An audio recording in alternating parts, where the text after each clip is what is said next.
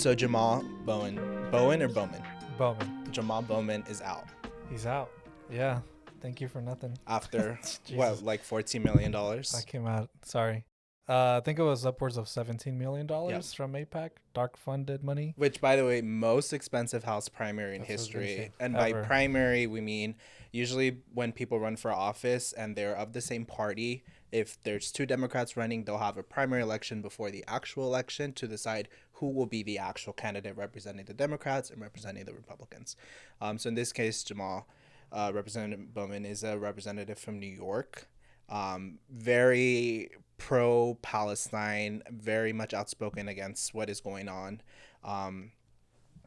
in the Israel-Palestine conflict that is happening right now. And I wouldn't say very pro. He's very problematic in some Threshold's very low. instances. okay, He's definitely calling for a ceasefire, and he Yeah. had like this rap concert with AOC recently right, where he was calling for that, but he visited Israel yes, and he's made some troubling comments in the past about the situation there. So okay, for a Democrat, you're very good. Yeah. Very good. But it just shows you the power that like private interest has in the political world, right? I think a lot of people don't see it very often with like elections and people Yeah. running for office. And I think this is like a very clear example of like these private interest groups, right, that are essentially funding our whole government in a way. yeah. And $17 million is wild. I know that It's a like out of context, maybe we don't know how much actually goes into these races, but that is wild for a primary. That is crazy. I was working on a campaign where the most that was spent was $1 million. And that was Mhm. like 5 years ago, right? And that was the most expensive race in California for that year. It was for an assembly seat. Okay. Times 17, that's crazy. Yeah. That's an That's amazing wild. amount of money. And it was interesting to see like the divisions it was bringing between establishment Democrats. Hillary Clinton, I think, went out or didn't go out to campaign for the other guy, but definitely endorsed the other guy. And yeah, I mean, You know who endorsed the other guy? Hillary. yeah, Well, the other Democrat that won, right? So Hillary usually tends to endorse people that lose. So we were hoping for that this time around, but it ended up backfiring and he actually won. My whole issue is this is so much money that is being spent on a race for like political candidates when I'm like, what could we do with that money? And I'm like rocking my shirt today. It was like more housing, more education. Like there are so many things that like we could be better funding than Genocide. but also like congressional, like why are congressional races so expensive? Like let's use that money for things that actually matter versus their positions. But regardless. No, yeah. And to bring it back to the IE, right? Because we had an episode recently with a Muslim organizer here in the IE, and they were talking a lot about Congressman Aguilar, Congressman Norma Torres, who also receive a lot of funding from APAC, and I think that that might give us a blueprint into what we can expect here in the IE for November and for future elections if APAC can just bankroll an election, right? Aguilar and Norma will be here for a long time, unfortunately. yeah, and buy these seats for candidates that are going to be favorable to their interests. Yeah. All of this to say that we have elections coming up, and welcome to La Coalición Podcast. We should get to it. Welcome to La Coalición Podcast. My name is Hector Pereira. I am the executive assistant here at the Inland Coalition for Immigrant Justice, and I will be hosting this new series that is going to be completely dedicated to decoding, simplifying policy, the process by which ideas become laws, and just our general system of governments. And I think that's going to be super important now that we're coming up into maybe one of the most important elections, certainly in our lifetimes. I'm Every a 4 little younger, years. but definitely in my lifetime. And yeah, so I think this policy series is going to be really helpful for people who are looking to find ways to be more proactive in their local government and any kind of level of government that directly affects them. And we hope that this is helpful for that. And I will allow our guests here to introduce themselves as well. Yeah. Hi, everybody. I'm Eddie Torres. I'm the policy director here with Inland Coalition for Immigrant Justice. Hey everybody, Luis Nolasco, Senior Policy Advocate with the ACIJ SoCal.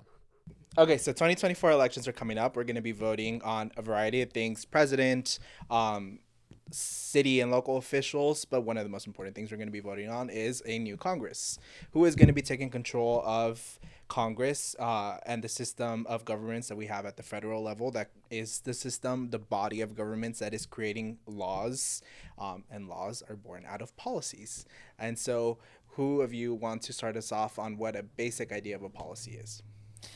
Yeah, I can start that. It's a piece of legislation, so something that a elected official who has power and the authority to write something into law that people are supposed to obey and follow the rules on. When they're elected, when the people democratically elect somebody here in the U.S., they have the authority to write a piece of legislation, a bill. Usually that's signed by a governor or, for example, in Congress, it'll be the president. And then after that becomes law, right? Depending on what year it's supposed to be enacted and started. The same thing for the budget situations. Right now we're fighting for immigrant services here in California to be fully funded for next year. So the governor is the executive person that signs off on the budget on that. He has a lot more autonomy on that end, but bills and laws are usually crafted in the legislative branches of government. Right. And all of this starts with an idea, right? It's something that you see in your community that needs to be fixed, an idea that you have for something new to bring to your community, funding that you need for whatever is going on in community. All of these start with ideas that eventually make their way into something written, into a policy proposal, and eventually makes its way, hopefully, to law with a functioning body of governments. But I don't know if we have that right now. No, we don't. We advocate for, here locally, we advocate for like grassroots community-based policy solutions, bills and ideas that come from organizers from the community itself. And then you have what actually happens a lot in the federal government is policy being distributed from foreign entities like APEC, like Israel, and so many others that influence Congress, and they write pieces of legislation for Congress members to then push for to be enacted into law. And that tends to happen too often. Yeah. What they're called lobbyists. Like, people hear that word often, right? So that's basically the role that lobbyists do for, I think if there's a thing out there, there is a lobbyist for it, right? So oil, soda. I mean, I'm thinking just like large here, right? But then you also get to like the smaller things like housing, the HOAs, right? Your housing sort of authorities, associations for your local community. Like all of those things have associations and groups that also kind of lobby for those issues. And so often our local elected officials only hear from those lobbyists or people that are paid full time to do this, and they don't hear enough from community. So going back to Eddie's point, right, of like, there's two sort of level of like electeds, and I think it's so important for people to voice their opinions. And if you have an idea or a way that you want to see your community change, I think it's so important for you to voice those things, because more often than not, these politicians and elected officials are only hearing from private interests or people that have money for lobbyists, right, which often isn't our communities, our people. So it's really important that you raise your voice and that you go talk to your local electeds. Which also can be kind of overwhelming, right? Because there is a lot. There's two layers of government. I kind of, for really three, right? Is the way that I see it. So there's the federal government, right? So there's your president, there's Congress, which includes the Senate and the House. So that's your federal policy making people. Then each state has a very similar process as well that is mirrors the federal government, which is so governor. Here, I'm specifically talking about California, right? Governor, then you have your assembly and the state senate, and then locally you have what is often called the board of supervisors and your local city council members. So there's kind of like three layers of decision making, and each one has different authority, different things. But there's many people for you to talk to and voice your concerns to. So there is no limit there. Right. And I'll just also mention the school boards, the water districts, which are other bodies of, but these are like the pipeline for future electeds for higher and bigger, powerful seats, right? If you're also, like, if you're interested in running, that's probably where we should, I don't know. Don't do it. No, do it. Please do it, because we need a lot more better people in office. And oftentimes this is a 501c3. Oh, okay, never mind. We'll save that for the after hours podcast. But yes, take a look at your school boards and your water districts too, because the people there are more than likely going to run for higher seats down the line, and you can kind of get a sense of who they are before you get to vote for them for assembly or senate or Congress. Yeah. So let's go back a little bit to what you were talking about. So we have a system of government that provides for three branches, right? We have the executive, which is the president, but also within that executive branch, you have a bunch of federal agencies, right? And this is the same for state governments as well. The state governments are established or they're chartered by a state constitution, most of which have the same kind of system that we have at the federal level. You have an executive, which is the governor with all of its agencies and offices, and then you have, in most cases, I don't think there's any state that doesn't have a bicameral legislator or legislature. Majority of them have. Yeah, most of them at least have a bicameral. And by bicameral, I mean there's two houses, right? We have the House of Representatives and we have the Senate. House of Representatives at the federal level is created so that we can have representation based on population. So, for example, Wyoming, who has like 5 people and a couple of buffaloes, they get one U.S. House representative. They have a lot of horses too. Okay. Okay, and horses. But California, who like extremely populated, we have, I don't know how many we actually have here in California, but we have obviously more than one. And so that amounts to 437, I think, representatives in the House. Yeah. And that is by district. So the amount of population goes into one district, and that has one representative. And that is depending on population. More populated states have more representatives, less have less representatives. Unless it's senators.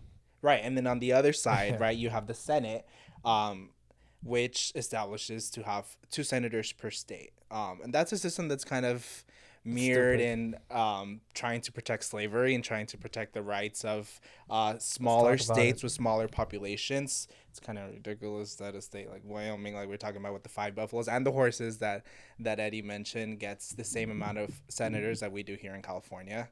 But yeah, that is a system that amounts for it. So policy is created both through the House and through the Senate. Any bill or policy that is to become law has to be approved by both houses. But then policy is also created in the executive branch because Congress obviously passes bills that are not very specific because they can't project what's going to be happening in the future. They're not experts on all of these things. So if they have a bill that is specific to protecting the environment, right? They want the Clean Air and Water Act, for example. Those were bills that were passed in the 1970s just to make it so that we are in a country that is being more environmentally cautious, that we have cleaner air and we have cleaner water available to all our residents. But not everybody in Congress is an environmental expert, right? So that's why you have the EPA, the what is it? Environmental Protection Agency. We can cut that out. Alphabet soup. Right. In the executive branch, that's the branch that the president resides over. They are the actual experts in environmental policy. So Congress says, hey, you have the power to pass other policies that you think are appropriate to protect clean air and clean water. And so then the EPA takes that and they then create policies that are more specific, right? How are they regulating businesses? How are they regulating municipalities to make sure we're meeting those protections? And so that is kind of a way in which policy is created at multiple levels, right? And we have the CIA, which are experts in coups. So that's why we have so many coups distributed across the world as well. Not the coup. Yeah, and I think that the way that just what does this contextualize into, like, for everyday persons, right? I think first is just what's the problem that you're having, right? What's going on in your community that you're trying to address? My right? water sucks. Yeah, so let's use that, right? My water sucks. My water is brown. It's coming out dirty, and I need it to be fixed because I have a 5-year-old, right? For example. Which is actually a common problem in a lot of cities, not just Flint. I think that's the other reality, right? That I think a lot of folks just associate that with Flint, but it's actually quite a problem in a lot of places across the U.S. But so you would say, okay, who has control over this? So you could probably go to your local city council, right? Since it's a very hyper-local issue, and they might direct you to the water boards. And, they might try to fix it, but they could also say, hey, actually, we don't have any jurisdiction. This is like a federal government thing. So they'll point you to a federal agency that deals with the water. And so you might be doing 2 levels there. But I think it's just first you start by identifying your problem, right? And then reaching out to your local elected officials. And if they cannot be the ones that help you, they'll point you to the right people, right? More often than not, we'll say we'll go to like some local elected official, and they'll be like, actually, we don't have jurisdictions over this issue. Yeah. Go talk to your, Congress member. And there are things that, you go to your local Congress member and they'll be like, actually, this is great. I would love to help you, but I can't do anything about this. Please talk to your local city council member, your state representative. There, this is one of those things that they can help you. So it doesn't hurt to ask, right? So I think the most important thing is, one, find that issue and bring it up to just any elected official. And if it's not the right person, they'll direct you to the actual avenue that you need to be talking to. Definitely, yeah. And all of this to say that this whole process of creating policy, of amending policy, fixing policy, all of this is at least supposed to be accessible to all of us. This is a process by which all of us are stakeholders. We're all directly affected by it, and we should have a say, and we should have an open opportunity to, articulate that say. We were just in DC 2 weeks ago, visiting congressional members, and outside of their office, they have a plaque that just says, please come in, and you walk in like it's your house, because it is your house. These are supposed to be spaces, people who are accessible to you, that work for you. Paid by your taxes. Yeah, paid by your taxes. Their salaries are paid by our taxes. So this is supposed to be a process that is accessible to all of us. And it is kind of scary. Like Luis is saying, who do I even go to for this? Just start asking. Go to your city council member. That's probably the most immediate access that you're going to have. And if they can't help you, they're going to tell you somebody else who can help you. It's kind of a scary process, but it's not a process that's inaccessible to us, or at least it shouldn't be. It just reminds me of like when I was working for an assembly member, and we used to get phone calls and people that were really conservative and really crazy. And they'll be like, yeah, immigrants are coming over the border, blah, blah, blah, blah. I always had it out. I can always just be like, sir, we don't deal with immigration policy. That's like, at the federal level. We can't do anything about the border. Talk to Calvert Above or my talk pay to grade. somebody else. That's You know federal, what I mean? Yeah. Yeah, I'm just here. So that was always a good out for me. But we would always get folks coming back and saying, well, you're elected. My taxpayers are going to you. Like, why can't you do anything, right? So I think it's always, for our community, especially the immigrant community, Latino community, there's always been a lack of trust with governments, especially for my family, right? I can talk about our experience. We never went to the city council for anything. We lived across the street from a junkyard, and there was always debris and trash everywhere, but we never thought about ever going to a city council member and asking them to do something about it. We just picked it up. You know what I mean? So there's that inaccessibility that exists on purpose. And then some of the work that we're doing here is to create that access for more people. Yeah, and I think that the thing that also scares people, and this is something that, I've encountered a lot in my work, and we have to like constantly remind folks, right?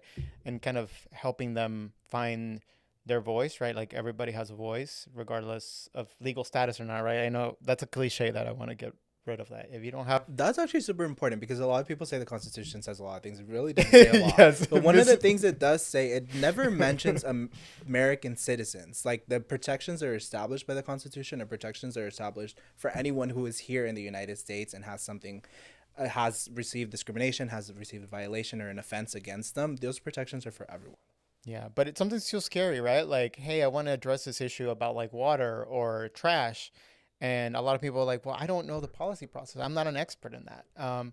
When in reality, let's be real, half of the people talking about these issues don't even know the half of it. So I think it's really just step into your own power. Like, you yourself are you are an expert in something, right? Whether you think of it or not, your lived experience, everything that you've gone through, everything that you've experienced, your neighborhood, your upbringing, you're an expert at something, right? And that voice is important. So don't get intimidated and say like, oh, maybe I'm not an expert, I don't know too much about it. You know enough, right? And you are the best advocate for this issue. And don't get scared and like kind of intimidated by like this, like, the fancy officials and everything. Like, to your point, it's supposed to be made accessible, and the community voice and those experiences should be what is centered, right? Not the lobbyists or these people that get paid to do this job. Because honestly, at the end of the day, the lobbyists and the people that are getting paid the big bucks to do this don't have to put up with the issues and the problems that you're facing, right? Like the water issue.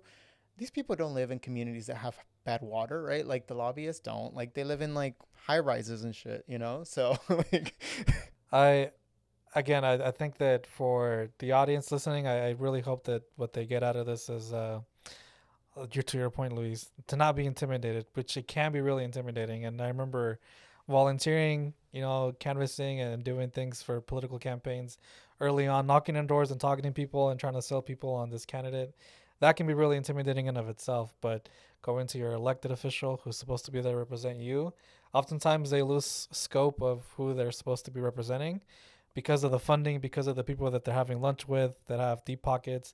The Realtors Association are trying to make housing more expensive, etc. So your rent's going up, and they lose sight of that. And it's really important for us to remind them that, hey, we're the ones that hold the power here, and at the end of the day, we elected you. We can take you down, but the way that the system works with what we talked about earlier with Jamal Bowman is that oftentimes money just wins out.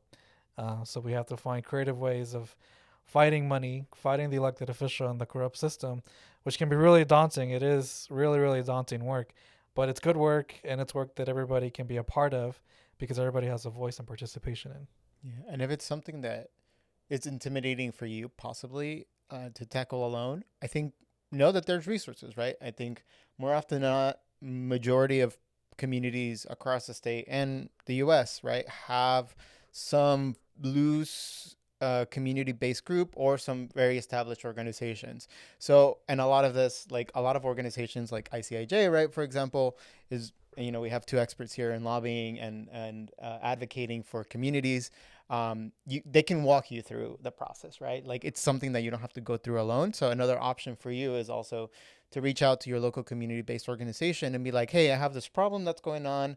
Can you guys help me out and maybe like give me some pointers on how to advocate for this issue? And more often than not, like I said, whatever the issue is, there's probably an organization out there that is working on that issue. So it doesn't hurt to also ask for some help sometimes. And that's how you build community. And that's how you get a lot of this change really done. Yeah. Okay, so all of this, let's bring it back to what is actually going to be coming to people in a couple of months. In November, we're going to be voting, as we said earlier. And that is really where you start, right? Electing candidates of your choice, electing good candidates to represent your values that are dedicated to the kind of things you're dedicated to. That's where it starts. Because if you don't have people up there actually fighting for these things, then none of it's going to get done, right? So it really starts with voting. I know a lot of people have a lot of things going on. They work, they have kids, they have school. So they're not able to engage in all of this super research. But even if it's like the week of, just find local officials that you already trust, see who they are supporting, who they're endorsing. Sometimes that can be a little iffy, but it's a good thing to go off of. Find organizations that you trust. Sometimes they'll release lists of like endorsed candidates, organizations that are fighting for things that you like environmental justice or LGBTQ rights. So sometimes release a list of candidates that they're supporting, and that can help you kind of decide. But all of that to say, that's coming in November. And if you want to kind of know what it is that you're going to be voting on specifically before you get your ballots, you can go on findmyrepresentative.gov, right? Click on the link here. Yeah. Click on the link. Yeah. Insert here. Yeah, we'll double check that. We'll put it in the notes. I think it's findmyrepresentative.gov. Yeah, and I think I encourage. What I usually do is I just like Google the city or jurisdiction, because a lot of people ask me like, hey, is there like a guide for the election? I'm like, okay. And you say, and yeah, just like research. Yeah, Mama, let's research. Go to like San Bernardino County voter guide. And then it'll, like, if there's an organization that has done one, it'll pop up. So, for example, that's how I found out about Knock LA. They're a progressive voter guide. Love. Really, really cool. Really, really dope. Check it out. If you live in LA County or have any family in LA, that's a great resource for anyone that has progressive values.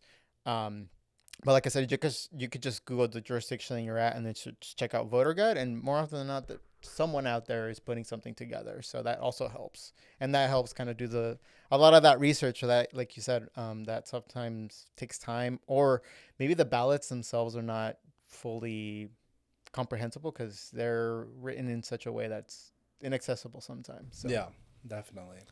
Or make it fun, right? You can organize like a little get together with your friends, have some food over, potluck, and then just overall talk about your candidates in your district and area. Just make it fun. Bring some drinks over, watch the debate tonight, and talk about the elections. Tonight. An idea is you should, I don't know if you all seen the viral TikTok where they get together and have like a PowerPoint on like a random issue or thing. It's just like this is somebody so and so's dating history or whatever. I love that. But do that, but for candidates, right? Yeah. Like, so assign everybody like a different like issue or candidate, cool. and then do a little get These are together, have so-and-so's some wine, donors. do a presentation, inform each other, and then fill out your ballot. You know.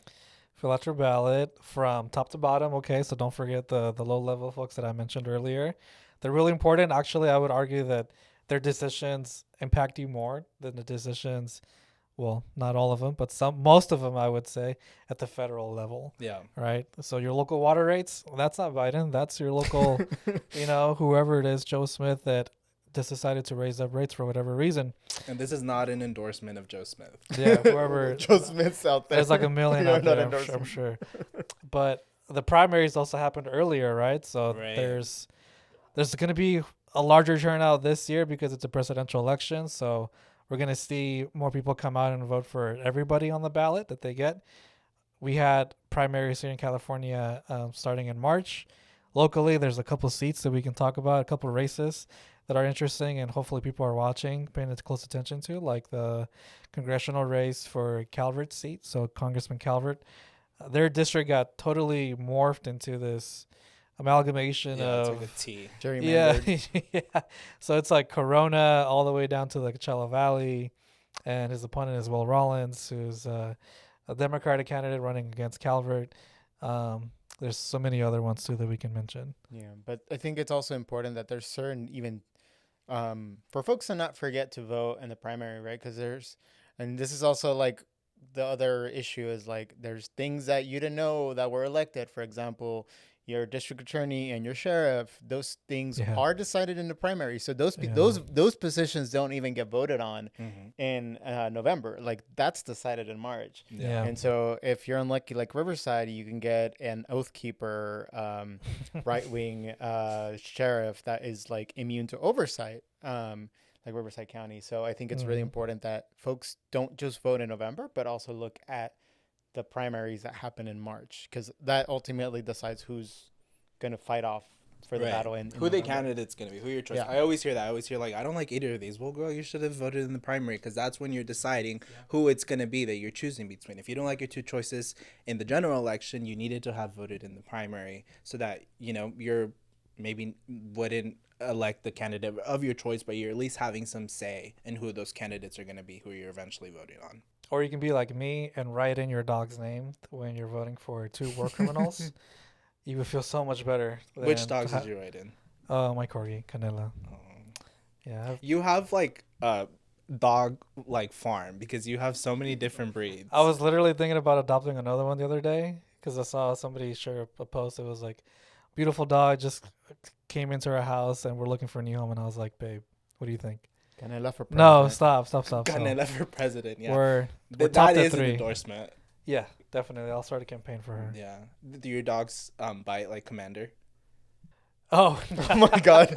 I had a moment there. I was like, what are you talking I was about? like, I heard Homelander because I was watching The Boys yesterday.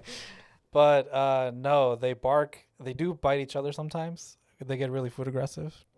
The corgi and the chihuahua, they've literally gone to blows with each other. It's really funny, but also really sad too.